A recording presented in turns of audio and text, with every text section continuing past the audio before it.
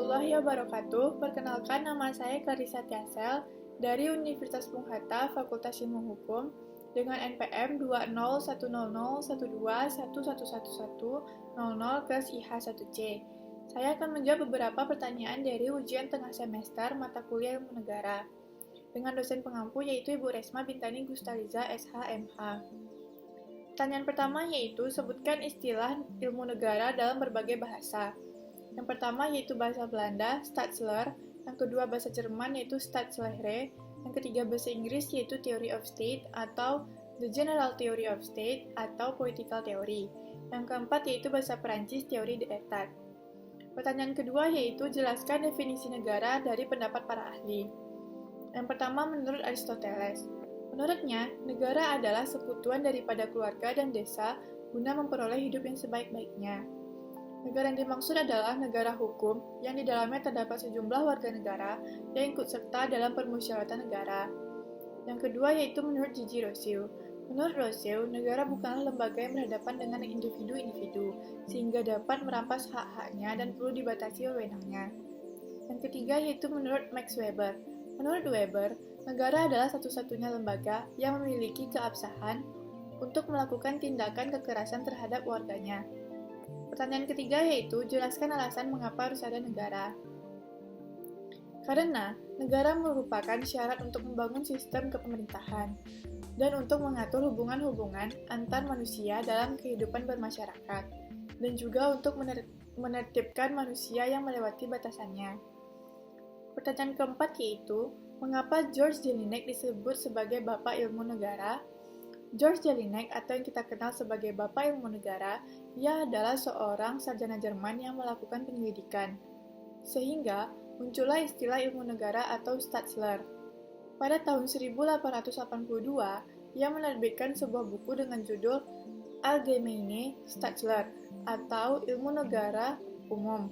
Buku ini kemudian menjadi awal mula lahirnya ilmu negara. Pertanyaan kelima yaitu jelaskan pembagian ilmu negara menurut George Jelinek. George Jelinek membagi ilmu kenegaraan menjadi dua bagian, yaitu yang pertama ilmu pengetahuan hukum atau Rechtswissenschaften, yaitu hukum publik yang menyangkut soal kenegaraan seperti hukum tata negara, hukum administrasi negara, hukum pidana, dan lain sebagainya. Yang kedua yaitu ilmu negara dalam arti sempit atau Staatswissenschaften, yaitu ilmu pengetahuan mengenai negara yang menekankan negara sebagai objeknya. Pertanyaan keenam yaitu jelaskan hubungan antara ilmu negara dengan ilmu politik dan ilmu negara dengan hukum tata negara. Yang pertama yaitu ilmu negara dengan ilmu politik. Ilmu negara dan ilmu politik sama-sama mempunyai objek penyelidikan yang sama, yaitu negara. Hanya bedanya terletak pada metode yang dipergunakan.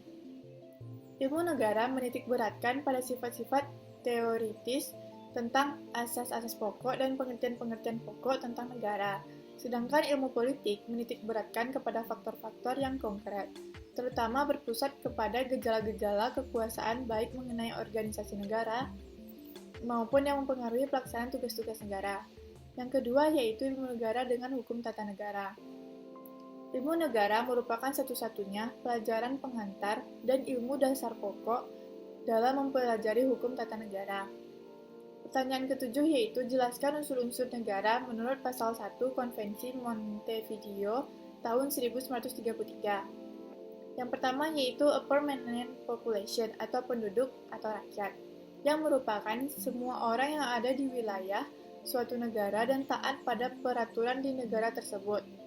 Berdasarkan hal tersebut, keberadaan rakyat merupakan unsur paling penting bagi terbentuknya sebuah negara. Yang kedua yaitu a defined territory atau wilayah. Unsur wilayah adalah hal yang amat penting untuk menunjang pembentukan suatu negara. Tanpa adanya wilayah, mustahil sebuah negara bisa terbentuk. Wilayah inilah yang akan ditempati oleh rakyat dan penyelenggaraan pemerintahan. Yang keempat yaitu a government atau pemerintahan berdaulat. Kekuasaan tertinggi atau pemerintahan berdaulat dapat diartikan sebagai suatu pemerintah yang mempunyai kekuasaan tertinggi untuk mengamankan, mempertahankan, mengatur, dan melancarkan tata cara penyelenggaraan pemerintahan negara secara penuh. Yang keempat yaitu a capacity to enter into relation with other states atau kemampuan untuk mengadakan hubungan dengan negara lain. Kesanggupan untuk berhubungan dengan negara lain yaitu ketika negara itu mampu melakukan hubungan-hubungan dengan negara lain baik dalam bidang ekonomi, pendidikan, politik, kebudayaan, dan lain sebagainya. Yang kelima yaitu pengakuan dari negara lain. Adanya pengakuan dari negara-negara lain merupakan bukti sah hadirnya atau terbentuknya negara dan berhak untuk terhindar dari ancaman dan campur tangan negara lain. Pengakuan terbagi atas dua, yaitu pengakuan de facto dan pengakuan de jure.